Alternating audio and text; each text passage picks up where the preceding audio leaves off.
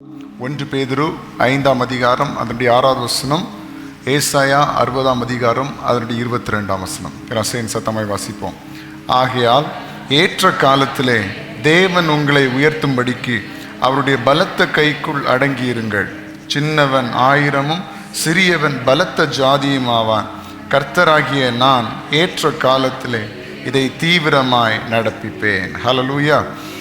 ஆண்டுடைய பலத்த கரத்துக்குள் நாம் அடங்கி இருக்கும்போது ஏற்ற காலத்தில் கர்த்தர் நம்மை உயர்த்துகிறவராக இருக்கிறார். இதை தான் நாம் ஒவ்வொரு நாளும் வெவ்வேறு விதங்களிலே தியானித்து வந்து கொண்டிருக்கிறோம். இன்றைக்கு நாம் எதை குறித்து தியானிக்க போகிறோம் என்று சொன்னால், தேவன் ஏன் நம்மை உயர்த்த வேண்டும்? தேவனுக்கு வேற யாரும் இல்லையா? தேவன் வேற யாரையும் ஆசீர்வதிக்க முடியாதா? ஏன் ஆண்டவர் நம்மை உயர்த்த வேண்டும்? எதுக்கு அவர் நம்மை தெரிந்து கொண்டு உயர்த்துகிறார்? எதற்கு தேவன் நம்மை தெரிந்து கொண்டு அவர் விரும்புகிற பிரகாரம் நம்மை நடத்துகிறார் என்ற கேள்வியை நாம் இன்றைக்கு தியானிக்க போகிறோம். ஆண்டவர் எப்படி என்ன உயர்த்துவார் என்ற கேள்வி நமக்கு அதிக நேரத்தில் வரும். எப்படி ஆண்டவர் என் வாழ்க்கையை உயர்த்துவார், எப்படி செய்வார் என்று. ஆனால் ஏன் ஆண்டவர் என்ன உயர்த்துகிறார் என்ற கேள்வி நமக்கு வராது. ஏன் தெரியுமா? நம்ம நினைச்சிட்டு இருக்கிறோம் ஆண்டவர் உயர்த்தாதது அவர் தப்பு அப்படின்னு நினைச்சிட்டு இருக்கிறோம். ஆனா அப்படி இல்லை. கர்த்தர் நம்மை உயர்த்த வல்லமை உள்ளவர், போதுமானவர். ஆனால் ஏன் நம்மளை உயர்த்துகிறார் என்றால், நம்மை கொண்டு தேவன் ஏதோ ஒரு காரியத்தை செய்ய திட்டம் வச்சிருக்கிறார். அதை நம்ம ஒரு நாள் மறந்து விடக்கூடாது. நம்ம உலக பிரகாரமான பார்வையில் ஒன்றும் செய்ய முடியாதவர்களாக இருக்கலாம், நமக்கு எந்த திராணியும் இல்லாதவர்களாக இருக்கலாம். ஆனால் தேவன் நம்மை தெரிந்து கொள்வதின் நோக்கமே நம்மை கொண்டு கர்த்தர் ஏதோ ஒரு பெரிய காரியத்தை செய்ய திட்டம் வச்சிருக்கிறார். அதனால தான் நம்ம நேற்றைய தினத்தில் கூட ஒரு வசந்த வருஷம், அற்பமான ஆரம்பத்தை யார் அசட்டை பண்ணக்கூடும்? ஆரம்பம் அற்பமாக இருந்தாலும் முடிவு சம்பூர்ணமாக இருக்கும். அப்போ நாம் ஒருவேளை நம்முடைய பார்வையில் என்னால் யாருக்குமே பிரயோஜனம் கிடையாது. நிறைய பேர் ஆண்டவர் உங்களை பயன்படுத்துவார், ஆண்டவர் உங்களை பிரயோஜனப்படுத்துவார் அப்படின்னு சொல்லும்போது நிறைய பேர் சொல்கிறேன்னு தெரியுமா, என்னை கொண்டு என் வீட்டுக்கே பிரயோஜனம் கிடையாது, என்னை கொண்டு மனுஷங்களுக்கே பிரயோஜனம் கிடையாது, அப்போ என்ன ஆண்டவர் எப்படிப்பா பிரயோஜனப்படுத்துவார்? நான் ஆண்டவர் தெரியுமா சொல்கிறேன், அப்படிப்பட்டவர்களை தெரிந்து கொண்டு தான் நான் உயர்த்துகிறவராக இருக்கிறேன் என்றால், உங்களை குறித்து தேவன் ஒரு திட்டத்தை வச்சிருக்கிறார். உங்களுடைய வீட்டை குறித்து தேவன் ஒரு திட்டத்தை வச்சிருக்கிறார். உங்களுடைய பிள்ளைகளை குறித்து தேவன் ஒரு திட்டத்தை வச்சிருக்கிறார். இன்னைக்கு ஆண்டவர் சொல்றார், நீ எந்த சூழ்நிலை இருந்தாலும் என்னிடத்தில் வா, நான் உன்னை உயர்த்துகிறேன். ஏன் உன்னை உயர்த்துகிறேன் என்றால், என்னுடைய நாமத்தை உன் மூலமாக மகிமைப்படுத்தும்படியாக, என்னுடைய நாமத்தை உன் மூலமாக பறைசாற்றும்படியாக, உன்னை கொண்டு என்னுடைய ராஜ்யத்தை கட்டியெழுப்பும்படியாக, உன்னை கொண்டு ஆளுகை செய்கிறவனாக மாற்றும்படியாக உன்னை தெரிந்து கொள்ளுகிறேன். வேதாந்தத்தில் பாருங்க, யார் யார் மூலமாக கர்த்தர் மகிமைப்பட்டிருக்கிறார்? ஒன்றுமில்லாத பர்த்திமேயு குருடன், அவனை கர்த்தர் தெரிந்து கொண்டு அவனை கர்த்தர் மகிமைப்படுத்தினார். அவன் கர்த்தருக்கு பின் சென்றான் என்று வேதவசனம் சொல்லுகிறது. அப்படின்றால் அவன் கர்த்தருக்கு ஊழியம் செய்தான். லேகியோன் பிசாசு பிடித்திருந்த மனுஷனை கர்த்தர் தெரிந்து கொண்டார், அவனை உயர்த்தினார். அவனும் கர்த்தருடைய ஊழியக்காரனாக மாற்றப்பட்டான், கர்த்தருடைய ஊழியத்தை செய்தான். வாசல், ஆலயத்தின் வாசல் அருகே சப்பானியாய், பிறவிலே சப்பானியாய் இருந்த மனுஷன், அவர்கள் தேடி வருகிறார்கள். வந்து உன்னிடத்தில் கொடுப்பதற்கு வெள்ளியும் இல்லை பொன்னும் இல்லை, எங்களிடத்தில் உள்ளதை உனக்கு தருகிறேன்னு சொல்லி நசரேயனாகிய இயேசுவின் நாமத்தில் எழுந்து நடன்னு சொன்னா, அவன் உடனே நேரம் எங்கே போகிறான்? ஆலயத்துக்குள்ள போகிறான். எழும்பி குதித்து கர்த்தரை மகிமைப்படுத்தினார் என்று வேதவசனம் சொல்லுகிறது. அப்போ ஆண்டவர் எல்லாரையுமே உயர்ந்தவர்களை தெரிந்து கொண்டு அவர் உயர்த்துகிறது இல்லை, ஒன்றும் இல்லாதவர்களை தெரிந்து கொண்டு அவர் உயர்த்துகிறார். ஒன்றும் செய்ய முடியாதவர்களை தெரிந்து கொண்டு அவர் உயர்த்துகிறார். பலவீனர்களை அவர் தெரிந்து கொண்டு பலவான்களை வெட்கப்படுத்துகிறார். பைத்தியமானவர்களை தெரிந்து கொண்டு கர்த்தர் ஞானவான்களை வெட்கப்படுத்துகிறார். அப்ப இன்றைக்கு நான் ஒருவேளை நினைச்சிட்டு இருக்கலாம், ஐயோ என்னால ஒன்றும் முடியாதே, என்னால ஒன்றும் செய்ய முடியாதே, என்னை கொண்டு யாருக்கு என்ன பிரயோஜனம்? அப்படிப்பட்ட என்னை கொண்டுதான் அவருடைய நாம மகிமைக்காக கர்த்தர் பயன்படுத்துகிறார். அப்ப இன்னைக்கு ஒன்று நீங்கள் நல்லா புரிந்து கொள்ளும், உங்களை கர்த்தர் தெரிந்து கொண்டதற்கு ஒரு நோக்கம் உண்டு. ஒரு பர்பஸும் இல்லாமல், ஒரு நோக்கமும் இல்லாமல் நீங்கள் இந்த இடத்துல இல்லை. உங்களை கொண்டு கர்த்தர் ஏதோ ஒரு காரியத்தை செய்து திட்டம் வச்சிருக்கிறார். ஜெப நேரத்திலையும் இது சம்பந்தமான காரியங்களை தான் நான் உங்களுக்கு சொன்னேன். என்ன சொன்னேன்? நம்ம ஊழியக்காரர்களாக மாறும்போது கர்த்தர் நமக்கு விரோதமாக எழும்புகிற எல்லா ஆயுதங்களையும் வாய்க்காமல் போக பண்ணுகிறார். அப்படின்னா உங்களை தெரிந்து கொண்டதுக்கு ஒரு நோக்கம் இருக்குது தேவ பிள்ளையே. இந்த உபவாச நாளில் கர்த்தர் உங்களோடு கூட பேசுகிறார் என்றால் இதை நீங்கள் ஏற்றுக்கொள்ளுங்கள். நீங்கள் ஏதோ உலகத்துக்காக மட்டும் அழைக்கப்படலை, இந்த உலகத்தில் உள்ள காரியங்களை செய்கிறதுக்காக மட்டும் அழைக்கப்படலை. கர்த்தருடைய ஊழியத்தில் ஏதோ ஒரு பங்கு வகிக்கும்படியாக தான் கர்த்தர் உங்களை அழைச்சிருக்கிறார். நீங்கள் அந்த பாதையில் கரெக்டாக வரும்போது, ஒருவேளை ஏற்கனவே உங்களுக்கு ஆண்டவர் சொல்லியிருக்கலாம், ஏதோ ஒரு மனிதர் மூலமாகவோ ஏதோ ஒரு ஊழியக்காரர் மூலமாகவோ இல்லை உங்களுக்கே தோன்றி இருக்கலாம், நான் கர்த்தருடைய ஊழியத்துக்காக அழைக்கப்பட்டிருக்கிறேன், ஏதோ ஒரு விதத்தில் நான் ஆண்டுடைய ஊழியத்தை செய்யணும்னு அழைக்கப்பட்டிருக்கலாம். உங்கள் மனசில் அது ஓடிக்கொண்டிருக்கலாம், இன்னும் நீங்கள் அதுக்கான ஸ்டெப்ஸை எடுத்து வைக்காமல் இருந்திருக்கலாம். ஆனால் கர்த்தர் இன்றைக்கு உங்களுக்கு மீண்டும் ஒரு முறை உங்களுக்கு நினைப்பூட்டுகிறார். நீங்கள் கர்த்தருக்காக பயன்படும்படியாக தான் கர்த்தர் உங்களை அழைச்சிருக்கிறார். ஏதோ ஒரு விதத்தில் நீங்கள் கர்த்தருக்காக பயன்படுவீர்கள். நீங்கள் ஒப்பு கொடுத்தால் கர்த்தர் உங்களை ஏற்ற காலத்தில் உயர்த்துவார். அவர் உங்களை தெரிந்து கொண்டதின் நோக்கமே உங்களை உயர்த்தி அவருக்காக வாழ வைக்கும்படியாக, உங்களை உயர்த்தி அவருடைய ஊழியத்தை செய்ய வைக்கும்படியாக. அப்போ நீங்கள் உங்களுடைய வாழ்க்கையின் ஒவ்வொரு பகுதிகளையும் கணக்கு போடலாம். எதுக்கு ஆண்டவர் எனக்கு ஒரு நல்ல படிப்பை தந்தார்? அவருக்காக நான் வாழும்படியாக. ஏன் என்ன தெரிந்து கொண்டு எனக்கு ஒரு நல்ல வேலையை தந்தார்? நான் அவருக்காக காரியங்களை செய்யும்படியாக. எதற்கு எனக்கு பிள்ளைகளை கர்த்தர் தந்திருக்கிறாரு? எதுக்கு தந்திருக்கிறாரு? என்ஜினியர் ஆக்கும்படியாக, டாக்டர் ஆக்கும்படியாக, எல்லாம் ஆக்கணும். எல்லாம் ஆகி எதுக்கு? பிள்ளைகள் டாக்டர் ஆகணுமா? ஆகணும். பிள்ளைகள் பெரிய பெரிய கம்பெனியில் வேலை பார்க்கணும். பிள்ளைகள் நல்ல திறமைசாலிகளை வளரணும்.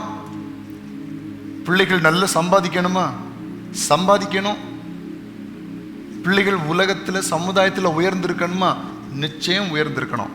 எதுக்காக என்றால் கர்த்தருடைய நாமத்தை மேம்படுத்தும்படியாக. ஹல்லேலூயா. நீங்க உங்க வாழ்க்கையில உலகத்தில் பெறுகிற ஒவ்வொரு வெற்றியின் மூலமாக மகிமைப்படுகிறது யாரு? கர்த்தர். அப்ப அப்படி நீங்க ஜெபம் பண்ணணும். ஏசப்பா, என்னுடைய பிள்ளைகளை, என்னுடைய வாழ்க்கையை நீங்க உயர்த்தும் போது, நீங்க என்னை மகிமைப்படுத்தும் போது நான் உங்களுக்கு மகிமை உள்ளவனாக இருப்பேன், உங்களுக்கு நன்றி உள்ளவனாக இருப்பேன், எல்லா நேரத்திலும் உம்மை மகிமைப்படுத்துகிறவனாக இருப்பேன். ஹல்லேலூயா. அப்ப கர்த்தர் உங்களை உயர்த்துகிறார் என்றாலே அவர் உங்களை கொண்டு ஒரு பெரிய திட்டத்தை வச்சிருக்கிறார். உங்களை கொண்டு, உங்களுடைய குடும்பத்தை கொண்டு ஒரு பெரிய நோக்கத்தை வச்சிருக்கிறார். அது அவருடைய ஊழியத்தை செய்யும்படியாக, அவருடைய நாமத்தை இந்த பூமியில மகிமைப்படுத்தும்படியாக கர்த்தர் உங்களை தெரிந்து கொண்டிருக்கிறார். நீங்கள் ஒருவேளை அற்பமான ஆரம்பத்தில் இருக்கலாம், ஒன்றும் செய்ய முடியாத காரியங்கள் இருக்கலாம். ஆனால் விசுவாசிங்க, உங்களை ஆண்டவர் வேறு பிரிச்சிருக்கிறாருன்னா ஒரு லெவலுக்கு ஆண்டவர் கொண்டு போகிறது வரைக்கும் ஆண்டவர் உங்களை கைவிடவே மாட்டார், உங்களை விட்டு விலகவே மாட்டார். இதனால தான் ஆண்டவர் நம்மளை அழைச்சதனுடைய காரணம், இதான் நம்ம தெரிந்து கொண்டதன் காரணம். நம்மை கொண்டு கர்த்தர் பெரிய திட்டங்களை வச்சிருக்கிறார். இதுக்கு முன்பதாகவே நீங்கள் யோசிச்சு பாருங்களேன், இந்த அளவுக்கு கர்த்தர் உங்களை பயன்படுத்துவார்னு நீங்கள் யோசிச்சு பார்த்துருக்கிறீங்களா? இல்லை. இந்த அளவுக்கு கர்த்தருடைய ஊழியத்தில், கர்த்தருடைய திட்டத்தில் என்ன கர்த்தர் பயன்படுத்துவார்னு நினச்சி பார்த்துருக்கிறீங்களா? இல்லை. ஆனால் நம்ம நினச்சதுக்கு மேலே, நம்ம எதிர்பார்த்ததுக்கு மேலே கர்த்தர் இன்னைக்கே நம்மளை வழி நடத்திட்டு இருக்கிறார். அப்படின்னா இன்னும் கர்த்தர் உங்களை உயர்த்த சித்தம் உள்ளவராக இருக்கிறார் என்ற அர்த்தம். இன்றைக்கு நான் உங்களுக்கு ஒரு சில காரியங்களை வேதத்திலிருந்து நாம் காண்பிக்க விரும்புகிறேன். அது என்னவென்று சொன்னால், ஆண்டவர் ஏன் நம்மை உயர்த்துகிறார், எதற்காக நம்மை உயர்த்துகிறார், அவர் நம்மை உயர்த்தி என்ன செய்ய போகிறார், இந்த மாதிரி காரியங்களை குறித்து ஒரு சில வசனங்களை நான் உங்களுக்கு காண்பிக்க விரும்புகிறேன். முதலாவது, ஏன் கர்த்தர் நம்மை உயர்த்துகிறார் என்றால், நம்மை தேவன் நேசிக்கிறபடியால் நம்மை உயர்த்துகிறார். எல்லாரும் சொல்லுங்க, என்ன ஆண்டவர் நேசிக்கிறபடினா நம்மை உயர்த்துகிறார். உலகத்தில் ஒரு பெரிய குடும்பம் இருக்கும், அநேக சகோதரர்கள் இருப்பார்கள், குடும்பம் மொத்தம் ஒரு பிரச்சனையில் வறட்சியில் போயிட்டு இருக்கும். அந்த குடும்பத்தில் ஒரு சகோதரர், அந்த குடும்பத்தில் ஒரு சகோதரன் இல்லை ஒரு உறவினர் வெளிநாட்டுக்கு போய்விட்டார் என்று சொன்னால், கொஞ்ச நாளில் அந்த வீட்டில் இருக்கிற எல்லாரும் எங்கே போயிடுவாங்க? சொல்லுங்க. அது எங்கெங்க இப்போ நடக்குது? அப்படி கேட்குறீங்களா? இப்போ நடக்கல, உண்மைதான். யாரும் ஒருத்தவங்களுக்கும் உதவி செய்யறதில்ல. ஆனால் ஒரு காலத்தில் குடும்பத்தில் ஒருத்தர் ஒரு நல்ல வேலைக்கு போயிட்டாங்கன்னா, ஒரு நல்ல கம்பெனிக்கு போயிட்டாங்கன்னா, அவங்க எப்படியாவது அவங்க கூட இருக்கிறவங்களை என்ன செஞ்சிருவாங்க, கூட்டிட்டு வெளிநாட்டுக்கு போயிடுவாங்க. அப்புறம் எல்லாரும் சம்பாதிக்க ஆரம்பிப்பாங்க, எல்லாரும் நல்ல ஏர்ன் பண்ண ஆரம்பிச்சு கடைசியில் இவங்களுடைய வீட்டில் இருக்கிற தரித்திரம் எல்லாம் போயிடும். எல்லாரும் பயங்கரமாக என்ன செஞ்சிருவாங்க, வளர்ந்துருவாங்க. அப்போ ஏன் ஒருத்தர் மேலே போய் ஒருத்தர் வேற ஒரு நாட்டுக்கு போய் வேற ஒரு உயர்வுக்கு போய் மற்றவங்களையும் அதே உயர்வுக்கு கொண்டு வரணும்னு நினைக்கிறதுக்கு காரணம் என்ன? குடும்பத்தின் மேல வச்சிருக்கிற அன்பு, சகோதரர்கள் மேல வச்சிருக்கிற பாசம். இன்னைக்கு எல்லா குடும்பத்திலையும் அது இருக்குதான்னு கேட்ட தெரியல. மற்றவங்களை உயர்த்தி விடுவோம், மற்றவங்களை மேலே தூக்கி விடுவோம், மற்றவங்களுக்கு ஒரு நல்ல வேலை எடுத்து கொடுப்போம், மற்றவங்களுக்கு ஒரு நல்ல பிஸ்னஸ் பண்ணி கொடுப்போம், மற்றவங்களுக்கு நல்ல ஒர்க்கு கொடுப்போம். இப்படிப்பட்ட எண்ணம் இன்னைக்கு இருக்குதான்னு கேட்டால் நமக்கு தெரியாது. நம்ம அப்படிப்பட்டவங்களா மாறணும். நம்ம உயரும் போது நம்மோடு கூட இருக்கிற எல்லாரும் என்ன செய்யணும், உயர்த்தப்பட, நம்ம கூட இருக்கிற எல்லாரும் ஆசீர்வதிக்கப்படணும். அதுதான் கர்த்தருடைய எண்ணமாக இருக்கிறது.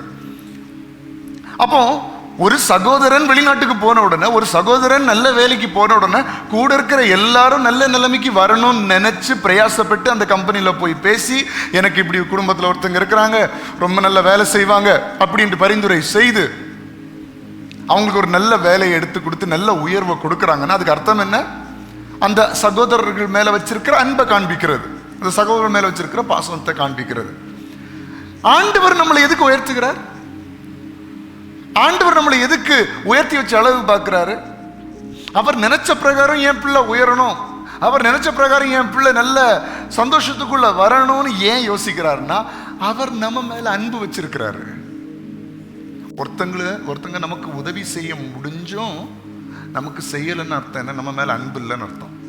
கரெக்டா? நமக்கு ஒரு நல்ல வழி காட்ட முடியும், ஆனா நல்ல வழி காட்டல. நமக்கு ஒரு உதவி செய்ய முடியும், ஆனா செய்யல. நம்முடைய கரத்தை பிடிச்சு தூக்கி விட முடியும், ஆனா தூக்கலன்னு அர்த்தம் என்ன? நம்ம மேல உண்மையான அன்பு இல்லைன்னு அர்த்தம்.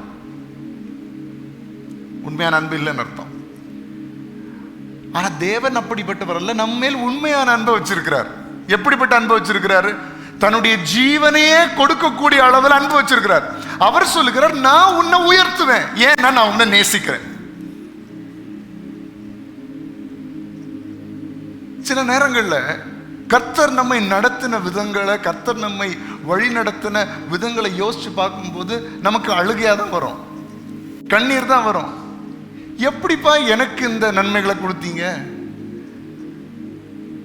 சில நேரங்கள்ல மாத்தி வரும். எப்படி வரும்? எனக்கு மட்டும் ஏன் ஆண்டவரே இந்த வேதனையை கொடுத்தீங்க? அப்படி ஒரு காலத்துல இருந்தாலும் நீங்க உங்க வாழ்க்கையை திரும்பி பார்க்கும்போது, ஆண்டவரே இப்படி நான் உயர்த்தப்படுவேன் நினைக்கவே இல்லை சொல்றீங்களா? எத்தனை பேர் அப்படி இந்த இடத்துல உண்மையா சொல்ல முடியும்? ஆண்டவர் என்னை இப்படி வைப்பார் நினைக்கல அப்படின்னு யாராவது இருக்கிறீங்க? பரவாயில்ல. அப்ப ஆண்டவர் என்னை இப்படி ஆசீர்வதிப்பார் நினைக்கல, இப்படி என் வாழ்க்கையை மாற்றுவார் நினைக்கல, இப்படி என்ன உயர்வுக்குள்ள நடத்துவார் நினைக்கல அப்படின்னு நம்ம சொல்றோம்னா, ஆண்டவரே என்கிட்ட என்ன அப்படி பார்த்து என்ன ஆசீர்வதிச்சீங்க, என்கிட்ட என்ன பார்த்து என்ன நீங்க உயர்த்தினீங்க, நான் என்ன அவ்வளவு உத்தமமா, நான் என்ன அவ்வளவு பெரிய உமக்காக நான் அர்ப்பணிச்சவனா அப்படின்னு கேட்டா இல்லை. ஒரே ஒரு காரணம், அவர் என்ன நேசிச்சதுனால, அவர் என் மேல் அன்பு செலுத்தினதுனால அவர் என்னை இந்த அளவுக்கு உயர்த்தி வச்சிருக்கிறார். அல்லேலூயா. அநேகம் பேர் சொல்வது உண்டு, நான் முன்னாடிலாம் ரொம்ப பலவீனமா இருப்பேன், ஆனா அந்த பலவீனங்கள் எல்லாம் கர்த்தர் மாற்றி இருக்கிறார், அந்த சுகவீனத்தை எல்லாம் கர்த்தர் மாற்றி இருக்கிறார். எப்படி மாத்தினாரு? அவர் உங்க மேல வச்ச அன்பு, அவர் உங்க மேல வச்ச அன்பு. அப்ப இன்றைக்கு ஆண்டவர் சொல்லுகிறார், நான் உன்னை நிச்சயமா உயர்த்துவேன், உன்னை நிச்சயமா நான் ஆசீர்வதிப்பேன், நிச்சயமா நான் உன்னை மேன்மைப்படுத்துவேன். ஏன் தெரியுமா? ஏனென்றால் நான் உன்னை நேசிக்கிறேன் என்று கர்த்தர் சொல்லுகிறார். அவர் நம்மை நேசிக்கிறபடினால் அவர் நம்மை உயர்த்துவார். ஏதோ நம்ம பெரிய தகுதியானவர்களால் அல்ல, அவர் என்னை நேசிக்கிறபடினால் அவர் என்னை உயர்த்துகிறார். வசனங்களை வாசிப்போம். சங்கீதம் 40வது சங்கீதம் அவருடைய 2வது வசனத்தை நாம் வாசிக்கலாம். சங்கீதம் 42. பயங்கரமான குழியிலும் உளையான சேற்றிலுமிருந்து என்னை தூக்கி எடுத்து என் கால்களை கன்மலையின் மேல் நிறுத்தி என் அடிகளை உறுதிப்படுத்தி. ஹல்லேலூயா. அவருடைய நேசத்தினால் அவர் என்ன செய்கிறாரு? உளையான சேற்றிலும் இருந்து, பயங்கரமான குழியிலிருந்து, இது நிஜமா பார்த்தோம்னா அப்படிப்பட்ட சூழ்நிலையில நம்மளால உயிரோட வாழவே முடியாது. ரொம்ப ஆழத்துக்கு நம்ம போயிட்டோம்னா நம்மளால மூச்சு விட கூட முடியாது. இதே போலப்பட்ட சூழ்நிலைகள் நம்முடைய வாழ்க்கையில் இருக்கும். சில பாரங்களினால, சில பிரச்சனைகளினால, சில கவலைகளினால மூச்சு விட கூட முடியாத அளவுக்கு நிறைய பேர் இருக்கிறாங்க. உங்களுக்கு வீசிங் இருக்கா? இல்லை. உங்களுக்கு ஆஸ்துமா இருக்கா? இல்லை. ஆனா திடீர்னு மூச்சு விட முடியல. ஏன்? பாரம். ஒரு குழிக்குள்ள, ஒரு ஆழமான பள்ளத்துக்குள்ள இருக்கிறதுனால அவங்களால மூச்சு விட முடியாது. இதே போல நம்முடைய வாழ்க்கை, நம்முடைய ஆத்துமா என்ன செய்யப்பட்டிருக்கிறது? பயங்கரமான கவலைக்குள்ள, பயங்கரமான கஷ்டத்துக்குள்ள நம்ம தள்ளப்பட்டு விழுந்து கிடக்கிறோம். அப்ப நம்மளால ஒரு நார்மல் லைஃப் வாழ முடியல. அப்படிப்பட்ட குழியிலிருந்து கர்த்தர் தூக்கி எடுக்கிறார். ஏனென்றால் அவர் உங்களை நேசிக்கிறார். இன்றைக்கு இந்த காலையில் கேட்கிற பிள்ளையே, ஏதோ காரியம் என்ன பயமுறுத்தி, என்ன ஆழமா என்ன தள்ளி கொண்டிருக்கிறது, என்ன குழியில என்ன தள்ளி போட்டிருக்கிறது, எங்கேயோ கீழே இருக்கிற மாதிரி நான் உணர்கிறேன், ஏதோ என்ன அழுத்துற மாதிரி நான் உணர்கிறேன், ஏதோ ஒரு சக்தி என்ன எழும்ப விடாதபடிக்கு பண்றது மாதிரி நான் உணர்கிறேன் சொல்றீங்கன்னா, கர்த்தர் அந்த சூழ்நிலையிலிருந்து உங்களை தூக்கி எடுக்க அவர் வல்லமையுள்ளவராக இருக்கிறார். அவர் உங்களை தூக்கி எடுப்பார். ஏனென்றால் கர்த்தர் உங்களை நேசிக்கிறார். உளையான சேற்றிலும் இருந்து என்னை தூக்கி எடுத்து, உளையான சேர் என்று சொன்னால் கீழ் நோக்கி இழுக்கிற சேரு. நீங்க வெளியே வரணும்னு நினைப்பீங்க, ஆனா வெளியே வர முடியாது. எழும்பிடலாம் நினைப்பீங்க, ஆனா எழும்ப முடியல. இதை எப்படியாவது ஓவர் கம் பண்ணிடலாம், இந்த கஷ்டத்தை எப்படியாவது தாண்டிடலாம், இந்த பலவீனத்தை எப்படியாவது தாண்டிடலாம், இந்த வியாதியை எப்படியாவது தாண்டிடலாம், இந்த கடன் பிரச்சனைகளை எப்படியாவது தாண்டிடலாம். ஆனா ஏதோ ஒரு உளையான சேரு. அந்த பிரச்சனைகளுக்கு கர்த்தர் உங்களை விடுவிப்பார். சமீப நாட்களில் ஒருத்தங்க இடத்துல சொல்றாங்க, அவங்க மாதந்தோறும் இந்த சீட்டு எடுப்பாங்களாம், குழுவில் இருந்து சீட்டு எடுப்பாங்களாம். மாதந்தோறும் 5 மாதத்துக்கு ஒருக்கா ஏதோ சம்திங். மாதந்தோறும் ஒவ்வொரு தடவை அந்த சீட்டு எடுக்கும்போது அவங்க யோசிக்கிறது என்ன தெரியுமா? இனி அடுத்த தடவை இந்த சீட்டு என்ன செய்யக்கூடாது, அதாவது லோன் தான், கடன் வாங்குற மாதிரி, அதை மாதம் மாதம் அடைக்கிற மாதிரி உள்ள காரியங்கள். அப்போ அவங்க ஒவ்வொரு தடவை அவங்க அந்த குழுவிலிருந்து அந்த லோன் எடுக்கும்போது அவங்க என்ன யோசிப்பாங்களா, இனி அடுத்த தடவை இது என்ன செய்யக்கூடாது, எடுக்கக்கூடாது, இனி எந்த காரியத்துக்கும் நம்ம எடுக்கக்கூடாது, கடன் பிரச்சனைகளை குறைக்க பார்க்கணும் அப்படின்னு. ஆனால் ஒவ்வொரு தடவை அந்த குழு முடியும் போது ஏதாவது ஒரு தேவை என்ன செய்யுமா வரும். அந்த லோன் அப்படியே முடிஞ்சு வரும்போது புதுசாக ஏதாவது ஒரு தேவை வரும். அப்படி இதுவும் ஒரு உளையான சேரு தான். கிடைக்கிறீங்களா? இதுவும் ஒரு பெர்மனன்ட் ரிலீஃப் இல்லைல்ல. ஏதோ ஒன்று நம்மளை பிடிச்சி இழுத்துக்கிட்டே இருக்கு, நம்மளை ஒரு ஃப்ரீடமாக வாழ முடியாதபடிக்கு இது. அதுபோல மற்றபடி பிரச்சனைகளை பார்க்கும்போது ஒரு பிரச்சனை வந்து அப்படியே ஓயும் போது இன்னொரு பிரச்சனை தலை தூக்கி வருகிறது. ஒருத்தன் ஏதாவது பேசிட்டு அப்படியே முடியும் போது இன்னொருத்தங்க ஏதாவது ஒரு நம்மளை வேதனைப்படுத்துற மாதிரி ஏதாவது காரியங்களை செய்கிறது. இது எல்லாமே உளையான சேரு. உளையான சேருன்னா குறிப்பா சொல்ல போனா நம்ம வாழ்க்கையில எழும்ப முடியாதபடிக்கு, நம்ம அடுத்த லெவலுக்கும் போக முடியாதபடிக்கு பிடிச்சி இழுத்துட்டு இருக்கிறது தான் என்னது, உளையான சேரு. இந்த உளையான சேரிலிருந்து கர்த்தர் நம்மை தூக்கி விடுகிறார். ஏனென்றால் கர்த்தர் உங்களை நேசிக்கிறார்.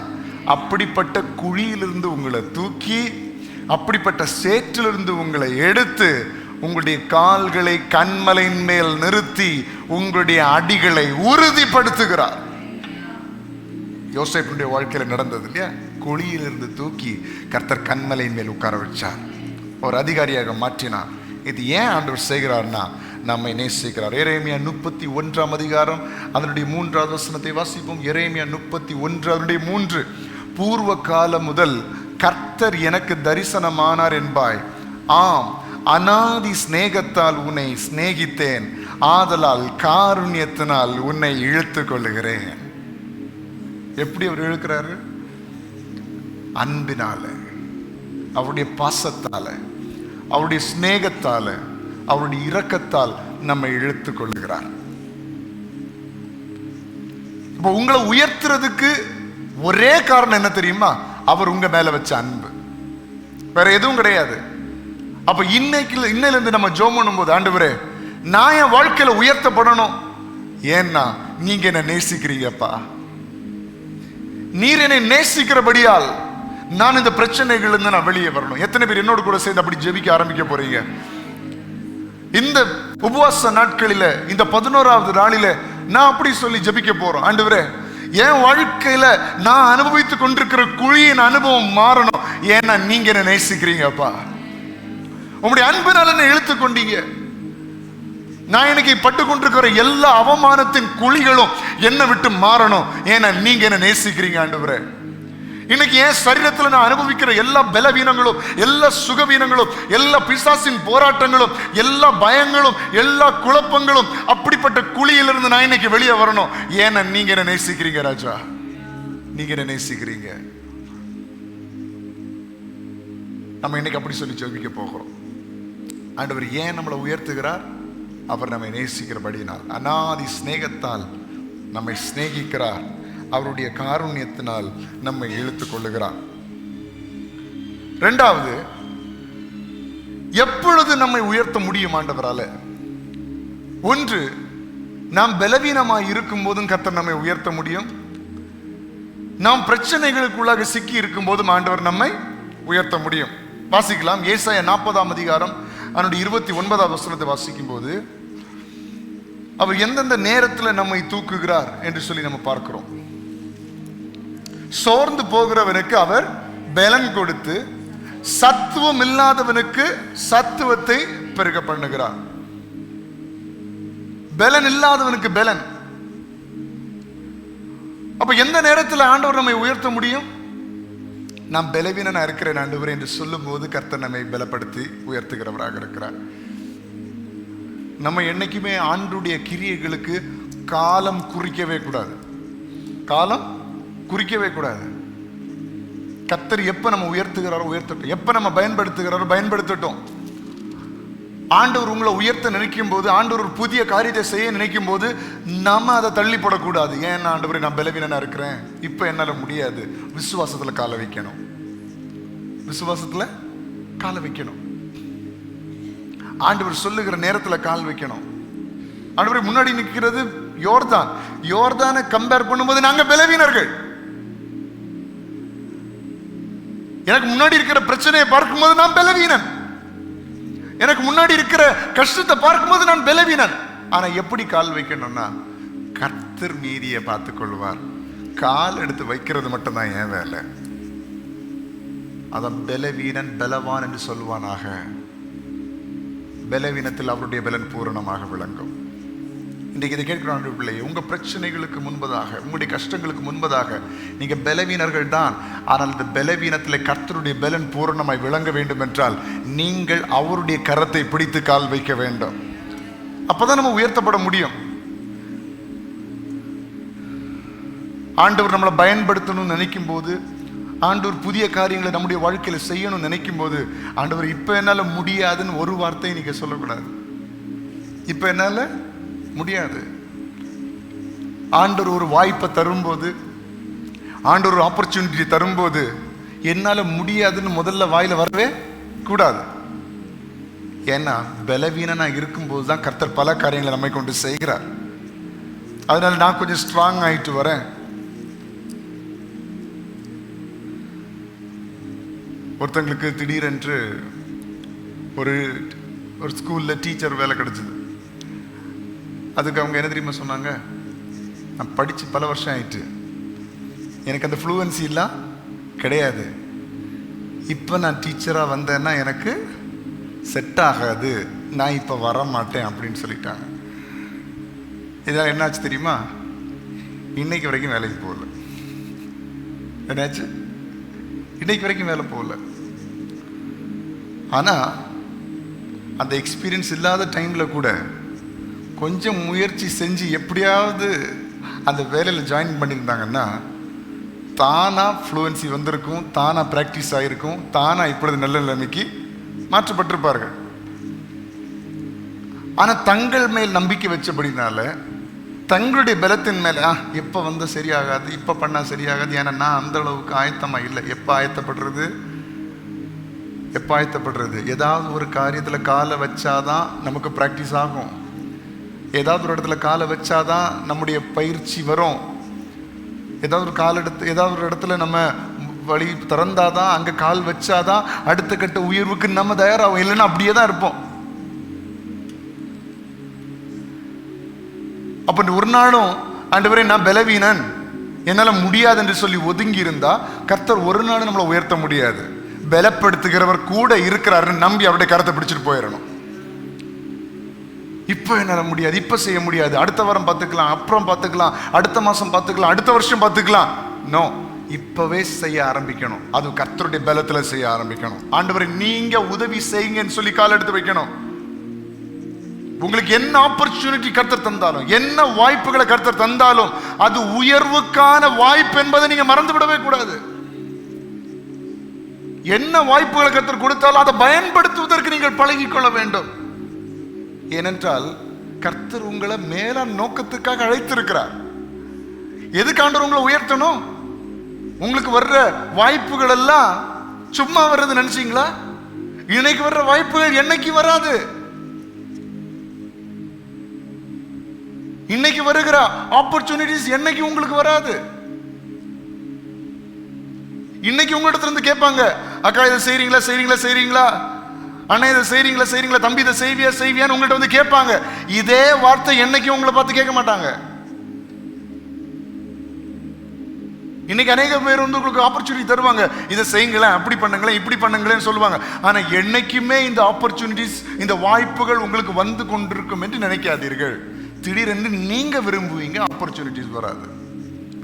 இப்போ இந்த மாதிரி வாய்ப்புகள் கிடைச்சா நல்லா இருக்குமே, நீங்க விரும்பும் போது ஆப்பர்ச்சுனிட்டிஸ் வராது, வாய்ப்புகள் வராது. அதனால சொல்றேன், உங்களுக்கு வருகிற வாய்ப்புகள் யாராவது உங்களிடத்துல செய்ய முடியுமா, செய்றீங்களா அப்படின்னு கேட்டா அது முடியாது என்று சொல்லாதீங்க.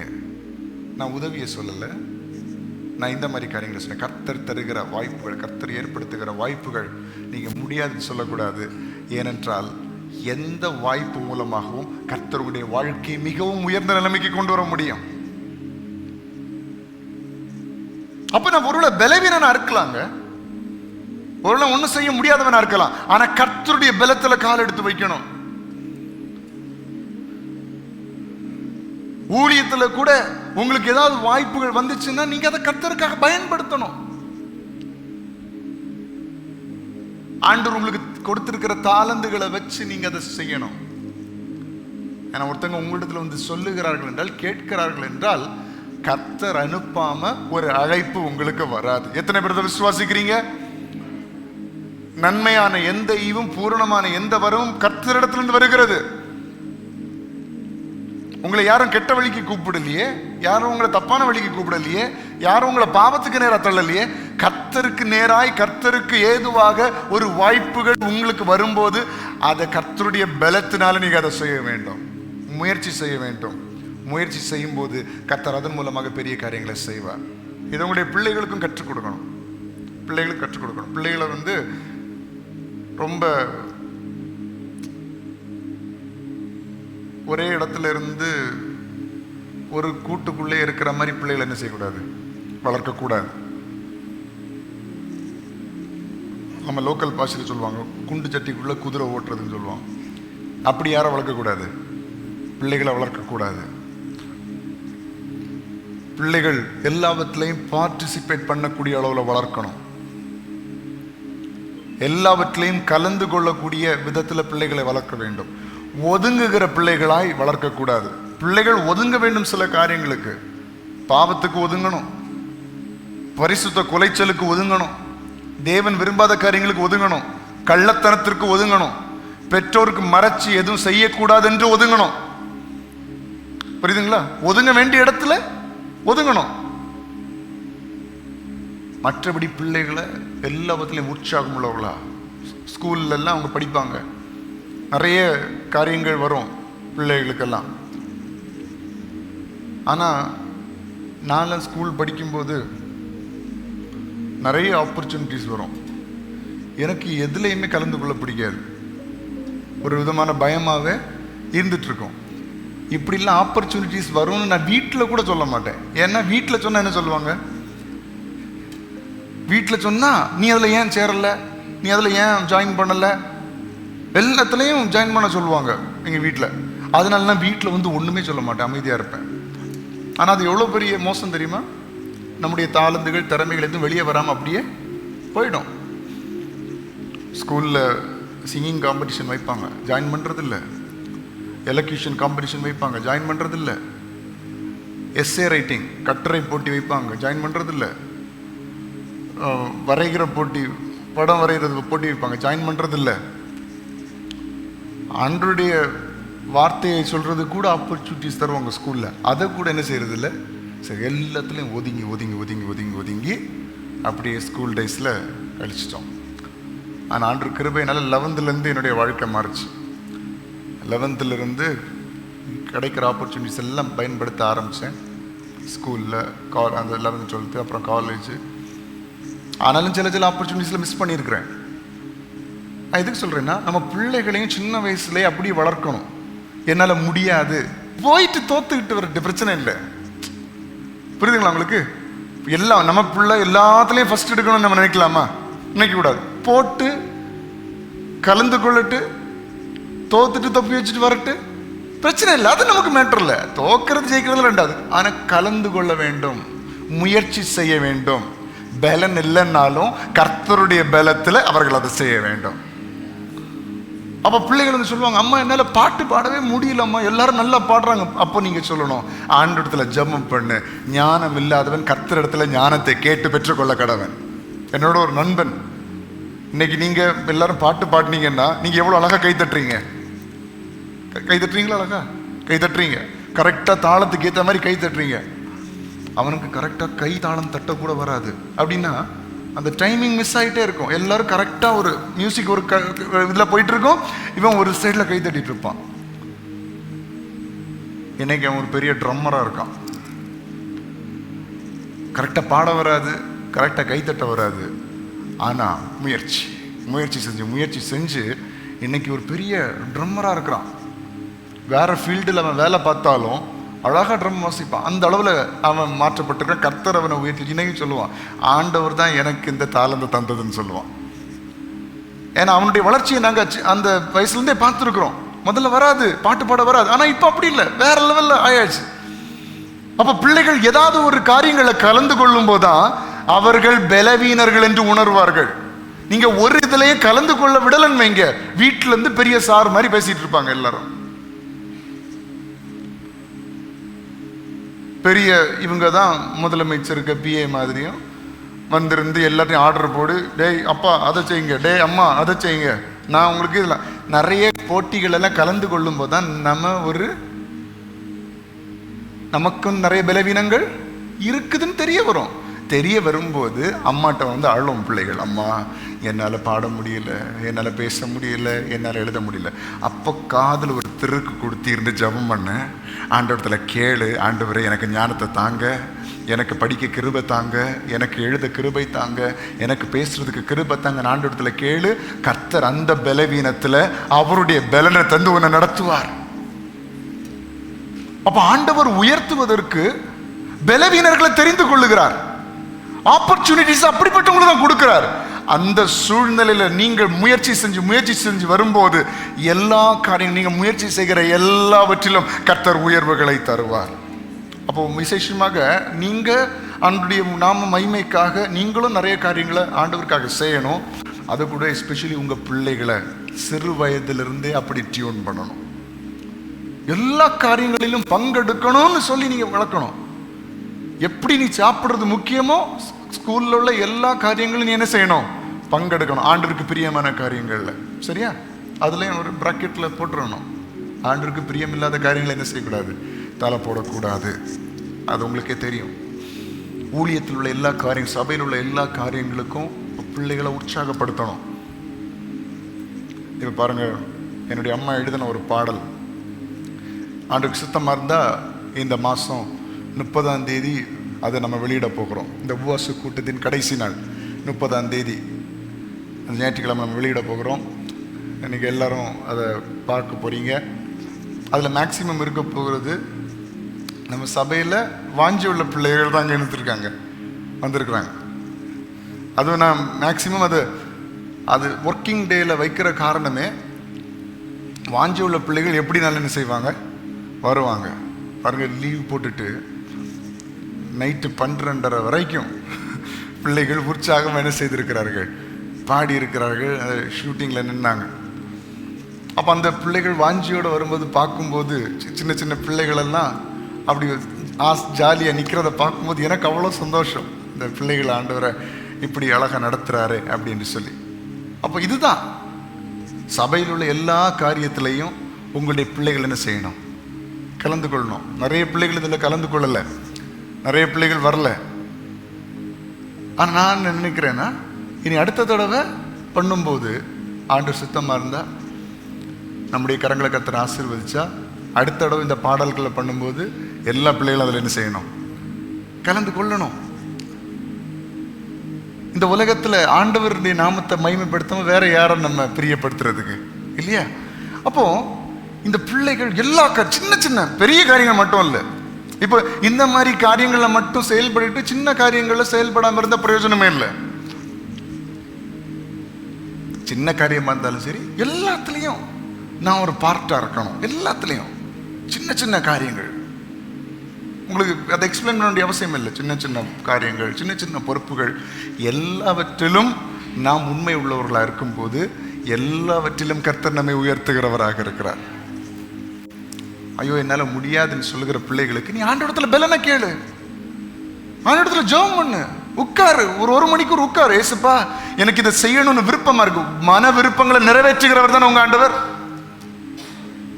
மன விருப்பங்களை நிறைவேற்றுகிறவர் தானே. அப்ப ஆண்டவரிடத்துல சொல்லுங்க, ஆண்டவரே எனக்கு இது மன விருப்பமா இருக்கு, எனக்கு இந்த பலனை தாங்கப்பா, ஞானத்தை தாங்க ஆண்டவரே. முயற்சி பண்ணுங்க, ஹார்ட் ஒர்க் பண்ணுங்க. கர்த்தர் நிச்சயமாய் உங்களை ஏற்ற காலத்தில் உயர்த்துகிறவராக இருக்கிறார். அப்போ ஆண்டவர் திறமசாலிகளை மட்டும் சூஸ் பண்ணி தெரிஞ்செடுத்து அவருடைய நாமத்தை மகிமைப்படுத்துகிறது இல்லை.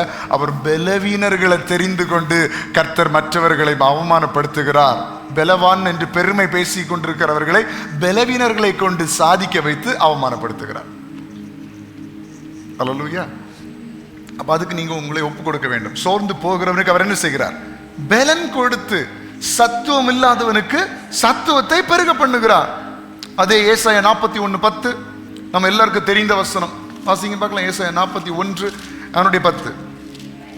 பயப்படாதே, நான் உன்னுடனே இருக்கிறேன், திகையாதே, நான் உன் தேவன், நான் உன்னை பலப்படுத்தி உனக்கு சகாயம் பண்ணுவேன், என் நீதியின் வலது கரத்தினால். அப்ப நம்ம பலவீனமா இருக்கும் ஆண்டவர் செய்யற நம்மை பலப்படுத்துகிறார். என்னால் செய்ய முடியலப்பா, ஆண்டவரிடத்துல கேளுங்க, பலப்படுத்துவார். இதை நீங்க பிராக்டிக்கல் அனுபவிக்கணும். நீங்க உங்க வாழ்க்கையில அனுபவிச்சாதான் புரியும். இப்ப நான் சொல்றது கூட உங்களுக்கு எந்த அளவுக்கு புரியுதுன்னு எனக்கு தெரியல. ஆண்டவர் உங்களை பலப்படுத்துவார், பலப்படுத்துவார், பலப்படுத்துவார். என்னத்தை பலப்படுத்துறது அப்படி உங்களுக்கு தோணலாம் ஒருவேளை.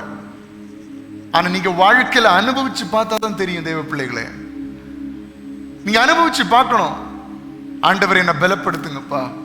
யாராவது பேசி, யாராவது ஏதாவது வார்த்தைகளை சொல்லி இருதயத்தை உடைச்சு போட்டிருப்பாங்க. இனி என்னால எதையுமே செய்ய முடியாதுங்கிற நிலைமைக்கு அப்பா ஆண்டவரை கேளுங்க, ஏசப்பா உடைஞ்சு போயிட்டேன் ஆண்டவரை பலப்படுத்துங்க. எத்தனை பேர் அது மூலமா பலனை பெற்றிருக்கிறீர்கள் இது வரைக்கும்? சில நேரங்களில் ஒண்ணுமே செய்ய முடியாது, மனசுக்கு ரொம்ப பாரமா இருக்கும், ரொம்ப கஷ்டமா இருக்கும், என்ன செய்வேனே தெரியல. அப்படிப்பட்ட நேரத்தில் ஏசப்பா எனக்கு ஒரு பலனை தாங்கப்பான்னு கேட்கும் போது எத்தனை பேரை கர்த்தர் இதுவரை பலப்படுத்தி இருக்கிறாரா?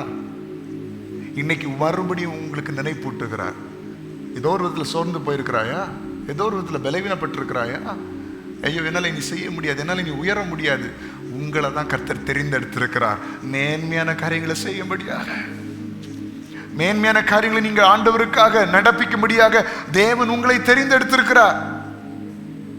அவர் உங்களுக்கு பலப்படுத்தி, அவர் உங்களை பலப்படுத்தி உங்களுக்கு சகாயம் செய்வார். அவருடைய நீதியின் வலது கரத்தினால் உங்களை தாங்குவார்.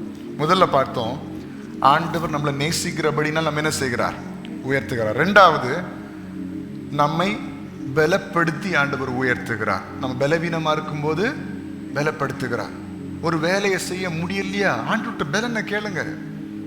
ஆண்டவரை பலனை தாங்க. ஆண்டவரை நடக்க முடியல அப்படின்னு சொல்லி ஆண்டவரை ஓடுறதுக்கு பலனை தாங்கன்னு கேளுங்க.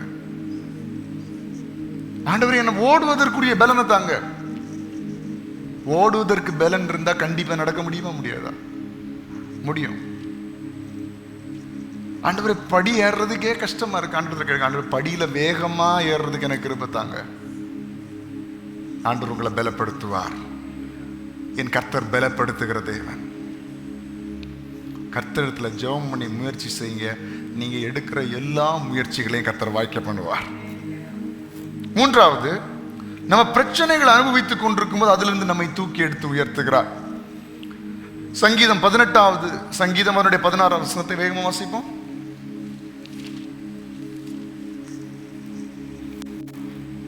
உயரத்திலிருந்து அவர் கை நீட்டி என்னை பிடித்து ஜல பிரவாகத்திலிருந்து என்னை தூக்கி விட்டார்.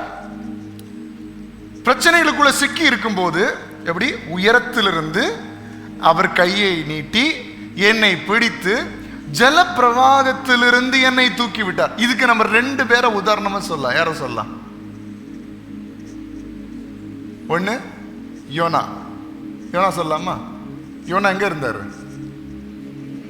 தண்ணீருக்குள்ள. தூக்கி போடுறது கடல்ல தானே, தண்ணீருக்குள்ள. இப்போ தண்ணீர்ல இருந்த யோனாவை மீன் வந்து விழுங்கிட்டு, இப்ப மேல இருந்த ஆழத்தை விட இன்னும் ஆழத்துக்குள்ள போயிட்டாரு யோனா. இப்ப இந்த ஆழத்துல போய் கொண்டிருந்த போது அங்க இருந்து பொருத்தனை பண்ணி ஜோமன்ற, ஆண்டவரே இனி நான் உமக்கு கீழ்ப்படிவேன், என்னை மீண்டும் என்ன உயர்த்துங்கப்பா, மீண்டும் என்ன வாழ வைங்க ஆண்டவரே. கர்த்தருடைய கரம் நீட்டப்பட்டது, மீன் கொண்டு கரையிலே கக்கிற்று. அவன் நினிவே ஜனங்களுக்கு சுவிசேஷத்தை சொன்னான், எல்லோரும் ரட்சிக்கப்பட்டார்கள், கர்த்தருடைய நாமம் மகிமைப்பட்டது. அப்ப ஜலப்பிரவாகத்தில் இருந்த யோனாவை கர்த்தர் விடுவித்தார். இரண்டாவது பேதுரு, புதிய ஏற்பாட்டுல பேதுரு நடந்து வந்து கொண்டிருந்தார், திடீரென்று தண்ணீரில் மூழ்க ஆரம்பித்து விட்டான். கர்த்தர் கையை நீட்டி தூக்கி விடுகிறார். அப்ப நீங்களே பிரச்சனைகளை சிக்கும் போது, என்னுடைய குறைவுகளினால, என்னுடைய அழுக்குனால, என்னுடைய பாவத்தினால நான் குழியில விழும்போது கூட, ஆண்டவரே தெரியாம விழுந்துட்டப்பா என்ன மன்னிச்சிருங்கன்னு சொல்லி ஆண்டவரத்துல கெஞ்சும் போது மீண்டும் கர்த்தர் நம்மை தூக்கி எடுக்கிறவராக இருக்கிறார். நல்ல தகப்பன். யோனா கீழ்ப்படியாமையினால ஜலத்துல விழுந்தான். பேதுரு அவிசுவாசத்தினாலே கடலுக்குள் விழுந்தான். பிரச்சனைகளை பார்த்தபடியினால, தேவன் மேல் இந்த நம்பிக்கை குறைந்ததுனால கடலுக்குள் போனான். 2 பேரையும் கர்த்தர் தூக்கி எடுத்தார். அவரை நம்புகிற ஒருவரையும் அவர் கைவிடுகிறதே இல்லை. நம்பி பயணிக்கலாம். ஆண்டவர் நம்பி, பலவீனத்தில் அவர் நம்பி பயணிங்க. சங்கீதம் 145:14. சங்கீதம் 145:14. கர்த்தர் விழுகிற யாவரையும் தாங்கி மடங்கடிக்கப்பட்ட யாவரையும் தூக்கி விடுகிறார். விழுந்து முன்னேற முடியாதபடிக்கு ஸ்டக்காய் நிற்கிற மனிதர்களை கர்த்தர் தூக்கி விடுகிறார். இன்றைக்கு இந்த சபைக்கு நான் சொல்லுகிறேன், இதை கேட்கிற ஜனங்களுக்கு நான் சொல்லுகிறேன், நீங்க ஒருவேளை ஒரு பெரிய ஒரு பயணத்துல ஒரு உயர்வுக்கு நேராய் போயிட்டு இருக்கும்போது திடீரென்று ஸ்டக்காய் நிற்கிற ஒரு சூழ்நிலை, திடீரென்று மடங்கி நிற்கிற ஒரு சூழ்நிலை, திடீரென்று விழுகிற அனுபவம், கர்த்தர் அப்படிப்பட்ட இடங்களுக்கு கர்த்தர் நம்மை தூக்கி விடுகிறார். ஹல்லேலூயா. சில நேரங்கள் நமக்கு தோணும், நல்ல வேகமா போயிட்டு இருந்தேன், வேகமா பயணிச்சுட்டு இருந்தேன், திடீர்னு ஒரு பிரச்சனை, திடீர்னு என்ன முடக்கி போடுற மாதிரி, திடீர்னு என்னுடைய வாழ்க்கையை நிறுத்துற மாதிரி, நல்ல அப்படியே வருமானம் வந்துட்டு இருந்துச்சு, திடீர்னு ஒரு பிளாக், நல்ல ஒரு ஒரு ஆசீர்வாதத்துக்கு நேராக என் வாழ்க்கை போய்கொண்டிருந்தது, திடீரென்று ஒரு பிளாக். அந்த காரியங்கள் எல்லாம் கர்த்தர் மாற்றி போடுகிறார். கர்த்தர் விழுகிற யாவரையும் தாங்கி, நம்ம விழுகிற நேரத்துல அவர் நம்ம விட மாட்டார். அவர் நம்மை தாங்கி நடத்துகிறவராக இருக்கிறார். மடங்கடிக்கப்பட்ட யாவரையும் அவர் தூக்கி விடுகிறார். மூன்றாவது காரியம் நான் சொல்லுகிறது, நம்ம பிரச்சனைகளை சிக்கி தவித்திருக்கும் போது கர்த்தர் நம்மை அதுல இருந்து தூக்கி நம்மை விடுவிக்கிறார். நான்காவது காரியம், தேவனுடைய நாம மகிமைக்காக கர்த்தர் நம்மை உயர்த்துகிறார். எல்லாம் சொல்லுங்க, அவருடைய நாம மகிமைக்காக கர்த்தர் நம்மை உயர்த்துகிறார். மத்தேயு 5:16 வேகமா. மத்தேயு 5:16.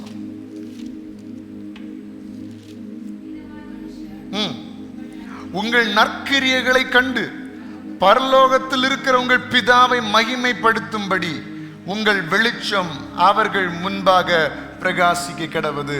கர்த்தர் வெளிச்சமாய் உங்களை வச்சிருக்கிறார். அர்த்தம் என்ன தெரியுமா? கர்த்தர் உங்களை உயரத்துல வச்சிருக்கிறார். வெளிச்சத்தை ஒருத்தரும் கீழே வைக்க மாட்டாங்க. வெளிச்சத்தை எங்க தான் வைப்பாங்க? யாராவது வீட்டுல டியூப் லைட்டை கீழே வச்சிருக்கிறீங்களா? யாராவது அப்படிப்பட்ட நல்ல ஞானவான்கள் யாராவது இருக்கீங்களா? இல்லை. வெளிச்சத்தை எங்க தான் வைப்போம்? உயரத்துல தான் வைப்போம். ஏன்னா உயரத்துல இருந்தாதான் அந்த வெளிச்சம் எல்லோருக்கும் பிரகாசிக்கும், எல்லாருக்கும் வெளிச்சத்தை காட்டும். இப்போ கையில ஒரு இருட்டுல டார்ச்சை கொண்டு போனீங்கன்னா கூட இப்படியா கொண்டு போவீங்க? எப்படி கொண்டு போவீங்க? இப்படி. ஏன்? அப்போதான் அந்த பாதை அது என்ன செய்யும்? காண்பிக்கும். அப்போ கர்த்தர் உங்களை வெளிச்சமாய் வைத்திருக்கிறார் அப்படின்னு அர்த்தம் என்ன தெரியுமா? கர்த்தர் உங்களை உயரத்துல வச்சிருக்கிறார். உயரத்துல எதுக்கு வச்சிருக்கிறார் தெரியுமா? பரலோகத்தில் இருக்கிற தேவனுடைய நாமம் மகிமைப்படும்படியாக. எல்லாரும் கரங்களை தட்டி ஆண்டவருக்கு மகிமையை செலுத்துங்க பார்க்கலாம். இன்றைக்கு நீங்கள் வாழ்க்கையில் அனுபவித்துக் கொண்டிருக்கிற ஒவ்வொரு உயர்வுகளும் எதற்காக தெரியுமா?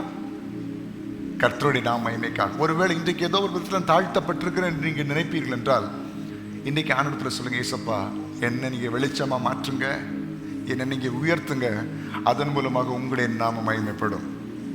இறுதியாக ஒரே ஒரு சம்பவத்தை சொல்லி நான் உங்களுக்கு விளக்க விரும்புகிறேன். யோசுவா 14ஆம் அதிகாரம் அதனுடைய 5வது வசனத்திலிருந்து பார்க்கும்போது உங்களுக்கு எல்லாருக்கும் தெரியும், மோசேயினுடைய நாட்களில் இருந்த அநேக ஜனங்கள் கானானுக்குள் பிரவேசிக்கவில்லை. ஏன் பிரவேசிக்கவில்லை? கர்த்தரை முறுமுறுத்ததுனால, கர்த்தருக்கு கீழ்ப்படியாமல் இருந்ததுனால, கர்த்தருக்கு விரோதமா அநேக காரியங்களை பேசினபடினால அவர்கள் கானான் தேசத்துக்குள்ள பிரவேசிக்க ஆண்டவர் விடவில்லை. ஆனால் மோசேயின் காலத்திலிருந்தே அவர்களோடு கூட பயணித்த ஒரு மனுஷன் கானான் தேசத்துக்குள்ள பிரவேசித்தான். அவனுடைய பேர் என்ன தெரியுமா? காலேப். எல்லாரும் சொல்லுங்க, காலேப். இவர் யோசுவாவின் நாட்களில் உருவானவர் அல்ல, மோசேயின் நாட்களிலே உருவானவர். விசேஷமா சொல்ல போனா மோசேயின் நாட்களிலே காதேஸ் பர்னேயாவில் இருந்து கானான் தேசத்துக்கு வேவு பார்க்க ஆட்களை அனுப்பும் போது அதுல ஒருவன் யாரு? காலேப். இவர் மோசேக்கு நல்ல செய்தியை கொண்டு வந்தார். என்ன சொன்னார்? நாம் எளிதாய் அதை ஜெயிக்கலாம், எளிதாய் அதை ஜெயிக்கலாம். அப்போ 40 நாள் கானான் தேசத்துல பயணித்து அங்கே சுற்றி பார்த்து நல்ல செய்தியை கொண்டு வந்த மனுஷன் யாரு? காலேப். ஆனா மற்ற ஜனங்கள் எல்லாரும் கானான் தேசத்துக்குள்ள பிரவேசிக்கவில்லை. ஏனென்றால் கர்த்தரை பார்த்தவர்கள் முறுமுறுத்தார்கள், கர்த்தருக்கு கீழ்ப்படியாமல் நடந்தார்கள். ஆனால் வேதம் இந்த மனுஷனை பற்றி என்ன தெரியுமா சொல்லுகிறது? அந்த நாட்களிலும் பாருங்க, 5ஆம் வசனத்திலிருந்து நம்ம வாசிப்போம், வேகமா வாசிச்சு முடிக்க போகிறோம். சரியா? கர்த்தர் மோசேக்கு கட்டளையிட்டபடி இஸ்ரவேல் புத்திரர் செய்து தேசத்தை பங்கிட்டார்கள். இது எப்ப நடக்குது? எல்லாரும் கானான் தேசத்துக்கு போனதுக்கு அப்புறம். எப்போ? கானான் தேசத்துக்கு போனதுக்கு அப்புறம் நடக்கிற காரியங்களை எங்க வேதவசனம் சொல்லுகிறது. மோசே கட்டளையிட்டபடி இஸ்ரவேல் புத்திரர் செய்து தேசத்தை பங்கிட்டார்கள். யார் யார் எதை எதை ஆளுகை செய்ய வேண்டும் என்று பங்கிட்டார்கள். அப்பொழுது யூதாவின் புத்திரர் கில்காலிலே யோசுவாவின் இடத்தில் வந்தார்கள். கேனாசியனான எப்னேயின் குமாரனாகிய காலேப். யாரு? எப்னேயின் குமாரனாகிய காலேப் அவனை நோக்கி, காதேஸ் பர்னேயாவிலே கர்த்தர் என்னை குறித்தும் உம்மை குறித்தும் தேவனுடைய மனுஷனாகிய மோசேயோட சொன்ன வார்த்தையை நீர் அறிவீர். இங்க பாருங்க, ஆண்டவர் சொன்ன வாக்கு தத்தங்களை மறுபடியும் மறுபடியும் அறிக்கை செய்வது எவ்வளவு முக்கியம் என்பது இதில் தெரிகிறது. நம்ம ஏற்கனவே நேற்று தினத்தை தான் பார்த்தோம் அதோனியாவை பற்றி. நேற்று தினத்தை தானே அதோனியா பற்றி என்ன பார்த்தோம்?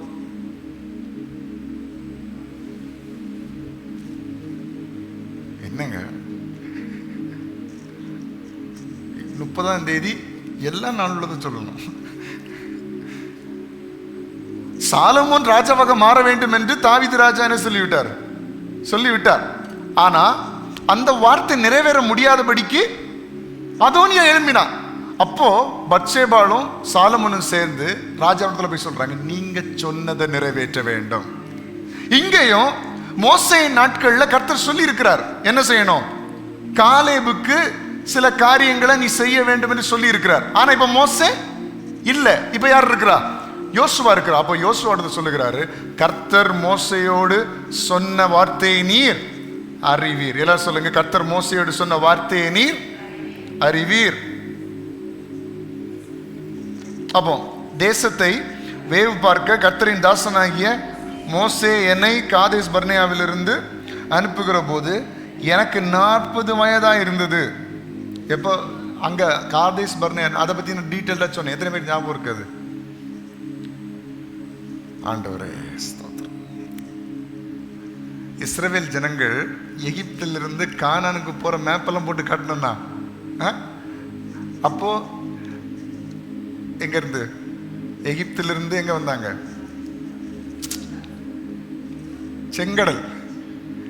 செங்கடல்ல இருந்து எங்க வந்தாங்க? செங்கடலை தாண்டி சேயீர் மலை தேசம் வழியா காதேஸ் பர்னேயாவுக்கு வந்தாங்க. காதேஸ் பர்னேயாவிலிருந்து எங்க போனாங்க? கானானுக்கு போனாங்க. சரி, அதுக்கு முன்னாடி சீனாய் மலைன்னு ஒன்று உண்டு. சரியா? ஓகே. அப்ப காதேஸ் பர்னேயாவிலிருந்து வேவு பார்க்கறதுக்கு ஆள் அனுப்புனாங்க இல்லையா? அனுப்பும்போது காலேபுக்கு எத்தனை வயசு? 40 வயசு. அப்போ இப்போ அவருக்கு எவ்வளவு வயசா இருக்கும்? 40 வருஷம் ஆச்சுல்ல, எப்படியோ கிட்டத்தட்ட 80 வயசு ஆயிருக்கும் இல்லையா? 80 வயசு ஆயிருக்கும். இப்போ இவர் அவர்கிட்ட சொல்ற, தேசத்தை வேவு பார்க்க கர்த்தரின் தாசனாகிய மோசே என்னை காதேஸ் பர்னேயாவிலிருந்து அனுப்புகிற போது எனக்கு 40 வயதா இருந்தது. என் இருதயத்தில் உள்ளபடி அவருக்கு மறு செய்தி கொண்டு வந்தேன். ஆனாலும் என்னோட கூட வந்த என் சகோதரர் ஜனத்தின் இருதயத்தை கரைய பண்ணினார். சிலர் துர்ச்செய்தி பரம்ப பண்ணினார்கள் வசனம் சொல்லுது. பார்த்துருக்கீங்களா? யாருக்கெல்லாம் ஞாபகம் இருக்குன்னு தெரியல. இவர் நற்செய்தி பரம்ப பண்ணினார். சிலர் என்ன செய்தாங்க? துர்ச்செய்தி. அது நம்ம எடுக்க முடியாது, அங்க பெரிய பெரிய ராட்சசர்கள் இருக்காங்க, நம்ம போன நம்மளை கொன்றுவானுங்க, அவங்க பார்வைக்கு நாங்க வெட்டுக்கிளிய போல இருந்தோம், கம்பேரிசன் எல்லாம் வந்துச்சு. ஆனா இவர் நல்ல செய்தியை கொண்டு வந்தார். ஆனாலும் என்னோட கூட வந்த என் சகோதர ஜனத்தின் இருதயத்தை கரைய பண்ணினார்கள். நானும் என் தேவனாகிய கர்த்தரை உத்தமமாய் பின்பற்றினேன். எல்லாரும் கரங்களை தட்டி ஆண்டவருக்கு நன்றி செலுத்துங்க பார்க்கலாம். உங்க கூட்டம் அத்தனையும் துன்மார்க்கமா நடந்தாலும் நீங்க ஒருத்தம் உத்தமமா இருந்தா நீங்களும் உங்களுடைய குடும்பமும் கானானுக்குள் பிரவேசிப்பீர்கள். எவ்வளவு பெரிய ஆச்சரியம் பாருங்க. ஆண்டவர் சொன்னாரு, இந்த ஜனத்துல ஒரு பையன் எங்க வர முடியாது, உங்க சந்ததி தான் எங்க வருவாங்க, கானான் தேசம் சொன்னாரு. ஆனா கர்த்தர் பாதுகாத்தார்ல. ஏன் தெரியுமா பாதுகாத்தாரு? ஆண்டவருக்கு முன்னாடி உத்தமனா இருந்தபடினால. அப்ப நான் இன்னைக்கு என்ன தெரியுமா சொல்ல வர்றேன்? காலேப் அவர் ஒன்றும் பெரிய ஒரு ஆள் கிடையாது, ஒரு நாட்டை ஆளுகை செய்யக்கூடிய அளவுல பெரிய ஆள் கிடையாது. ஆனா கர்த்தர் யாரை வேணாலும் உயர்த்த முடியும். வேவு பார்க்க அனுப்புறவங்களையும் கர்த்தர் என்ன செய்ய முடியும்? ராஜாவாக ஆளுகை செய்கிறவனாக மாற்றுகிறார் கர்த்தர். சும்மா இல்ல ஏதோ ஒரு சின்ன பொறுப்பு, ஏதோ ஒரு சின்ன வேலை, நோ, ஆளுகை செய்கிறவனாய் கர்த்தர் காலேபை மாற்றுகிறார். எவரையும் மேன்மைப்படுத்தவும் பலப்படுத்தவும் என் கர்த்தருடைய கருத்தினால் ஆகும். எங்க இருந்து கர்த்தர் உங்களை உயர்த்த முடியும். ஆனா கர்த்தருடைய நாம மகிமைக்காக தேவன் உங்களை உயர்த்துகிறார். இப்ப பாருங்க, தொடர்ந்து வாசிப்போம். உத்தமனாய் பின்பற்றினேன். அந்நாளிலே மோசே, நீ என் தேவனாய் கர்த்தரை உத்தமமாய் பின்பற்றினபடியினால் உன் கால் மிதித்த தேசம் உனக்கும் உன் பிள்ளைகளுக்கும் என்றென்றைக்கும் சுதந்திரமாய் இருக்க கடவுது என்று சொல்லி ஆணையிட்டார். மோசே என்ன சொல்லியிருக்கிறாரு? நீ உத்தமமா நடந்ததுனால நீ கால் வைத்து கொண்டு வந்த தேசம் உனக்கும் சந்ததிக்கும் சுதந்திரமாகட்டும். நம்ம அநேக நேரங்களை ஜெபிப்போம், ஆண்டவரே நான் கால் மிதிக்கிற தேசத்துல எனக்கு சொந்தமா தாங்க ஆண்டவரே. ஆனா உத்தமமா நடக்கிறோமா? நான் விசுவாசிக்கிறேன், நாம் கர்த்தருடைய பார்வையில உத்தமமா இருந்தால் நாம் கால் மிதிக்கிற தேசங்களை கர்த்தர் நமக்கு தருவார். விசுவாசிக்கிறவங்க கரங்களை தட்டி ஆண்டவருக்கு மகிமைகளை செலுத்துவோமா? எப்பேற்பட்ட உயர்வுகளை கர்த்தர் தருவார். தகுதி இல்லாத என்ன கர்த்தர் உயர்த்துகிறார், தகுதி இல்லாத என்ன கர்த்தர் ஆசீர்வதிக்கிறார். நான் அந்த கானான் தேசத்தை சுதந்திரிக்கிற தகுதி இல்லை, நான் பலவீனன். ஆனா பலவீனனா இருந்தாலும் அவர் என்னை தெரிந்து கொண்டார். எதுக்கு தெரியுமா? அவருடைய நாம மகிமைக்காக. அப்ப ஏன் ஆண்டவர் உங்களை தெரிந்து எடுத்துக்கிறார்? எதுக்கு கர்த்தர் உங்களை அழைச்சிருக்கிறார்? அவருடைய நாம மகிமைக்காக. ஆமென். சரி, வாசிப்போம். இப்போதும் இதோ கர்த்தர் சொன்னபடியே என்னை உயிரோடே காத்தார்.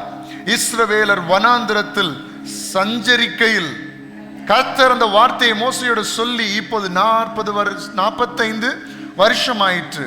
இதோ இன்று நான் 85 வயதுள்ளவன். ஹல்லேலூயா.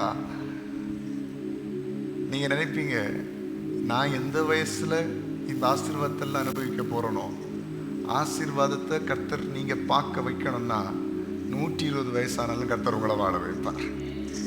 ஹல்லேலூயா. எத்தனை பேர் விசுவாசிக்கிறீங்க?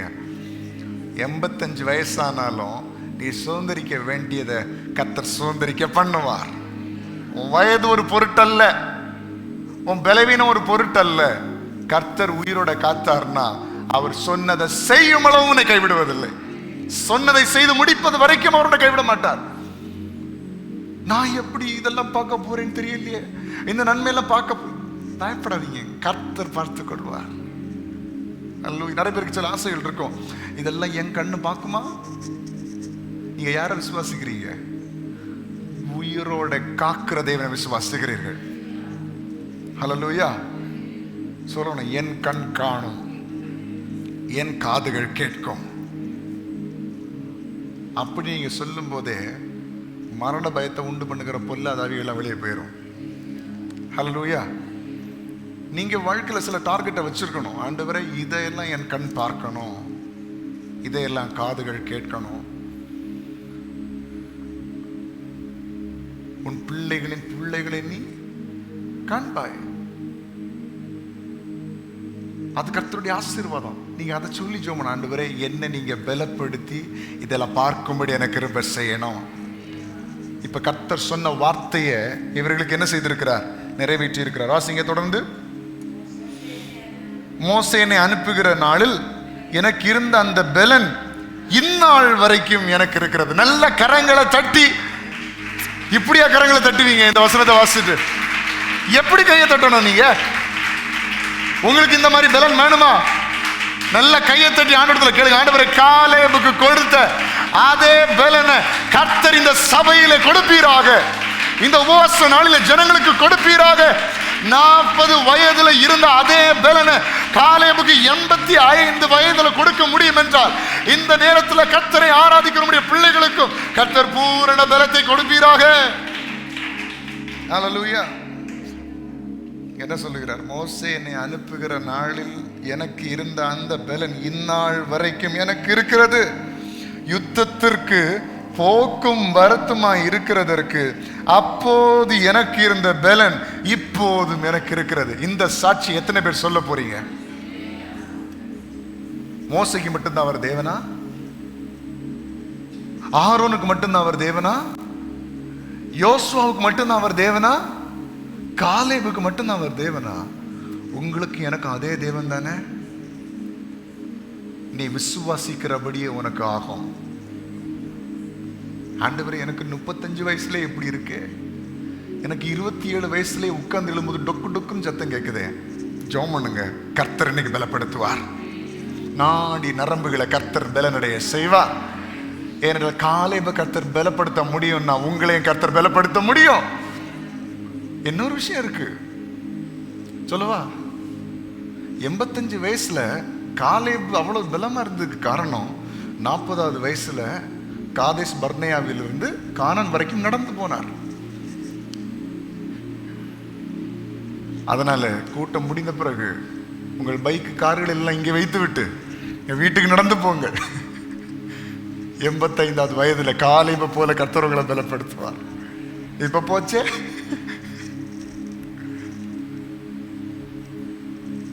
நல்லா யோசிச்சு பாருங்க. காலேபை கர்த்தர் பலப்படுத்த முடியும், உங்களை என்னை கர்த்தர் பலப்படுத்த முடியும். நிச்சயமா கர்த்தர் செய்கிறவராக இருக்கிறார். ஆண்டவர், நீங்க என்ன பலப்படுத்துறதுக்கு நான் என்ன செய்யணும் அதை செய்யலாம்ப்பா. அப்படி இடத்துல கேளுங்க, கர்த்தர் உங்களை பலப்படுத்தி உங்களை ஆசீர்வதிப்பா. பாருங்க, அந்த டைம்ல யுத்தத்துக்கு போக்கும் வரத்துமாய் இருக்கிறதற்கு அப்ப எனக்கு என்ன பலன் இருந்துச்சோ அதே பலனை கர்த்தர் எனக்கு இன்னைக்கும் தந்திருக்கிறார். என்ன பெரிய வார்த்தை! ஆமென். ஆகையால் கர்த்தர் அந்நாளிலே சொன்ன இந்த மலை நாட்டை எனக்கு தார். பாருங்க, கிளைமிங். கர்த்தர் அந்நாளிலே சொன்ன இந்த தேசத்தை எனக்கு நீங்க என்ன செய்யணும்? தரணும். கர்த்தர் வாக்கு பண்ணினதை கேட்டு பெற்றுக்கொள்ளுகிறான். அதான் வாக்கு தத்தத்தை நம்ம கிளைம் பண்றது. ஆண்டவர், நீங்க சொல்லி இருக்கிறீங்கப்பா, எனக்கு செய்யுங்க. எனக்கு சொல்லி இருக்கிறீங்க ஆண்டவரே, செய்யுங்க. ஆண்டவர் உனக்கு பிள்ளைகளை மட்டும் தருவேன்னு சொல்ல, பிள்ளைகளுடைய பிள்ளைகளை நீ காண்பாய். ஆண்டவர் சொல்லி இருக்கிறீங்க, இதை செய்யுங்க. உன்னை பலப்படுத்துவேன்னு சொல்லிக்கிறீங்க, ஆண்டவர் சொன்னீங்கல்லப்பா, செய்யுங்க என்னுடைய வாழ்க்கையில. You have to claim. நீங்க அதை கேட்டு பெற்றுக்கொள்ள வேண்டும். இங்க காலேப் கேட்கிறார், நீங்க எனக்கு சொன்ன, ஆண்டவர் எனக்கு சொன்ன அந்த மலை நாட்டை எங்களுக்கு நீங்க தரணும், தாங்க. அங்கே ஏனாக்கியரும் அரணிப்பான பெரிய பட்டணங்களும் உண்டென்று நீர் அந்நாளில் கேள்விப்பட்டீரே. கர்த்தர் என்னோடு இருப்பார், ஆனால் கர்த்தர் சொன்னபடி அவர்களை துரத்தி விடுவேன் என்றான். அங்கே என்ன தடைகள் இருந்தாலும் கர்த்தர் என்ன கொண்டு அதை மாற்றுவார், கர்த்தர் பலப்படுத்துவார்.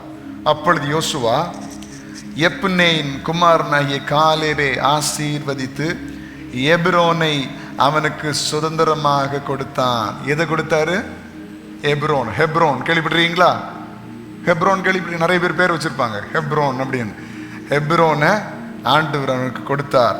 ஆதலால் கேனாசியனான எப்னேயின் குமாரனாகிய காலேப் இஸ்ரவேலின் தேவனாகிய கர்த்தரை உத்தமமாய் பின்பற்றபடியினால் இந்நாள் மட்டும் இருக்கிறபடி எபிரோன் அவனுக்கு சுதந்திரமாயிற்று. எல்லாரும் கரங்களை தட்டி அவனுக்கு மகிமையை செலுத்துவோம்.